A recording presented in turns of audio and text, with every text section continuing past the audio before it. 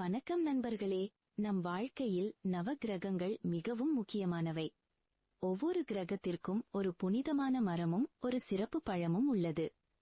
அந்த மரங்களை வளர்ப்பதும் அந்த பழங்களை நைவேத்தியமாக சமர்ப்பிப்பதும் நமக்கு நல்ல அதிர்ஷ்டம் தரும் என்று நம்பப்படுகிறது. இப்போது நவக்கிரகங்களுக்கு உரிய மரங்களும் பழங்களும் என்ன என்பதை பார்க்கலாம். சூரியன். சூரிய பகவானுக்கு உரிய மரம் எருக்கு மரம். இதன் பூவும் இலைகளும் வழிபாட்டில் பயன்படுத்தப்படுகின்றன. சூரியனுக்கு சமர்ப்பிக்கப்படும் பழம் கோதுமை நிறம் கொண்ட மாதுளை பழம். இது ஆரோக்கியத்தையும் ஆற்றலையும் அதிகரிக்கும். சந்திரன். சந்திரனுக்கு உரிய மரம் பலகை மரம். இந்த மரம் அமைதியும் மன அமைதியும் தரும் என்று கூறப்படுகிறது. சந்திரனுக்கு பிடித்த பழம் வாழைப்பழம். வாழைப்பழம் செழிப்பு மற்றும் வளத்தை குறிக்கிறது. செவ்வாய்.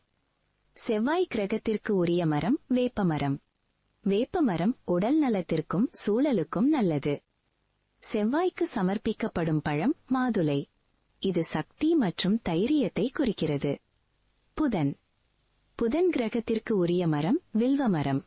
இந்த மரம் சிவபெருமானின் பிரியமான மரமாகவும் கருதப்படுகிறது.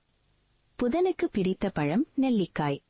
இது உடல் நலத்தையும் புத்திசாலித்தனத்தையும் அதிகரிக்கும். குரு. குரு பகவானுக்கு உரிய மரம் அரச மரம். இந்த மரம் புனிதமானதாகவும் ஆன்மீக சக்தியை தருவதாகவும் கருதப்படுகிறது. குருவுக்கு சமர்ப்பிக்கப்படும் பழம் மாம்பழம். சுக்கிரன். சுக்கிரனுக்கு உரிய மரம் அத்திமரம். இது வளமும் செழிப்பும் தரும் மரம். சுக்கிரனுக்கு பிடித்த பழம் திராட்சை. சனி. சனி பகவானுக்கு உரிய மரம் வன்னி மரம். இந்த மரம் சனியின் அருளை பெற உதவும் என்று நம்பப்படுகிறது. சனிக்கு சமர்ப்பிக்கப்படும் பழம் கருப்பு திராட்சை. ராகு. ராகுவுக்கு உரிய மரம் அரளி மரம். ராகுவுக்கு பிடித்த பழம் நாவல் பழம். கேது. கேதுவுக்கு உரிய மரம் நாகலிங்க மரம். கேதுவுக்கு சமர்ப்பிக்கப்படும் பழம் எலுமிச்சை. இந்த நவக்கிரக மரங்களை வளர்ப்பதும் அந்த பழங்களை சமர்ப்பிப்பதும் வாழ்க்கையில் நல்ல பலன்களை தரும் என்று நம்பப்படுகிறது.